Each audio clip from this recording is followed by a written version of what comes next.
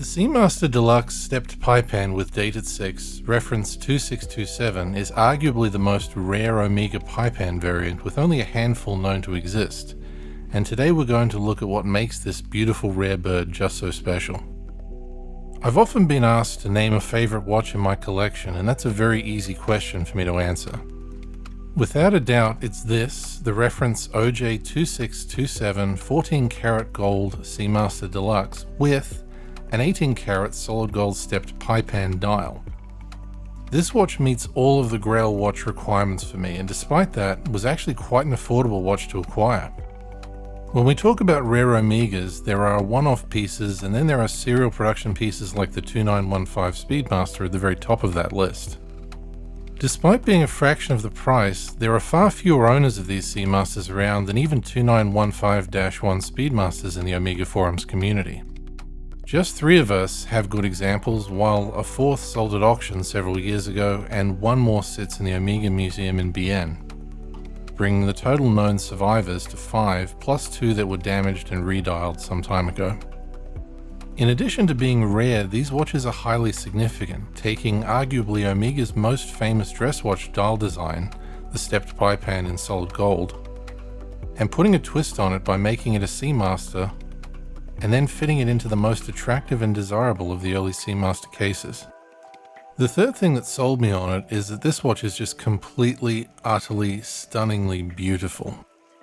This isn't something I can say for all of my watches, even some of the more expensive and special ones, but this watch captivates both myself and others I've shown it to like no other watch that I've ever owned. Despite all that it has going for it, the Seamaster pipe hands are still surprisingly cheap. People simply don't know about them and don't look for them, so they can sell for less than a comparable and much more common Constellation Deluxe. That doesn't really bother me at all. In fact, I took advantage of that and bought 2 more Seamaster pipe hand variants after this first one. But the step dial 2627 will always be the most special. The dial on this watch is really what sets it apart from all other Seamasters. It's made from solid 18 karat gold, which is very strange as the case is actually made of solid 14 karat gold. This mismatch in color is slightly noticeable, but actually adds to the charm of this rather odd reference. The hands similarly don't match the dial as one would expect either. All pipe hands have hands that only reach the minute track on the main plane of the dial. Yet this Seamaster has longer hands that reach the outer edges of the dial. This looks quite wrong to most collectors, but every known original example of Seamaster pipe hand with dated 6 has these long hands, so they are correct for the breed. The dial itself is beautifully finished with intricately cut steps in each facet of the dial which catch the light and make it dance in a stunning fashion. So mesmerizing is this dial that I nearly walked into a passing tow truck outside my office when I first began wearing it over 10 years ago. The way the date window is integrated into the 6 o'clock position is unique to this watch and far more interesting than the equivalent Constellation. Tiny slabs of gold are soldered together surrounding the date in a construction that resembles an ancient Egyptian monolith at the entrance to a tomb. It's a design feature that must have taken so much thought and effort only to be used a handful of times on a small number of watches and then never again. The dated 6 also offers an insight into how these dials were made. We can see where the 2 facets meet, just how the cuts in the dial are offset from each other, with the peak of one side meeting the valley of another. This allowed them to be machine cut and polished, leaving this interleaving pattern at the join. The other joins are all hidden by applied and riveted solid gold hour markers in the traditional arrowhead shape, each with intricately cut and polished edges. You can see the difference in tone between the 18 karat solid gold dial and the 14 karat solid gold case.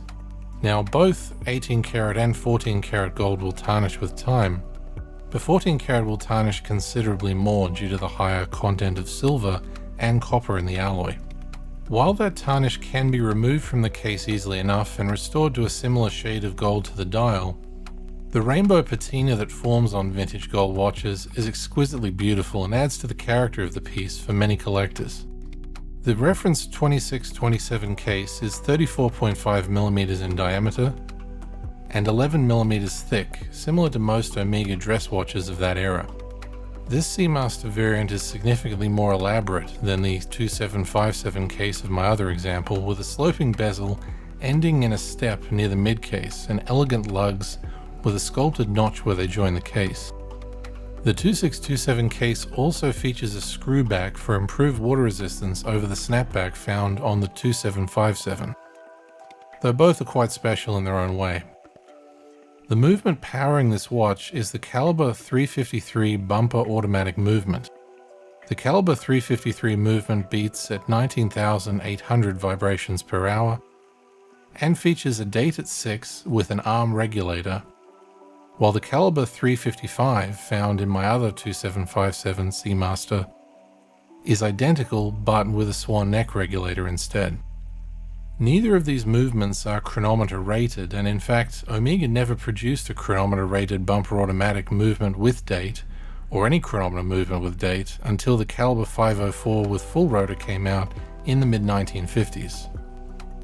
This lack of a chronometer rated date movement is likely the key to the creation of the Seamaster Deluxe pipe hands, as these watches could simply not be branded as Constellations without being chronometer rated, leaving them with no choice but to make their first deluxe styles with date Seamasters instead.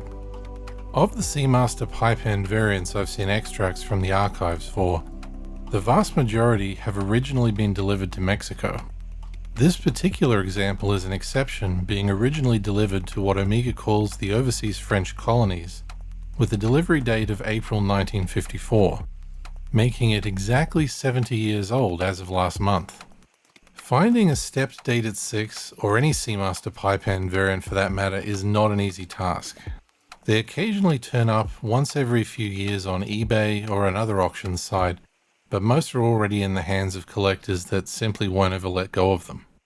That's certainly the case for mine, as this would be probably the very last watch in my collection that I would ever be willing to part with. Please like and subscribe if you enjoyed this video, and we'll try to cover some more special vintage Omegas in the future, including more Seamaster pipe hand variants.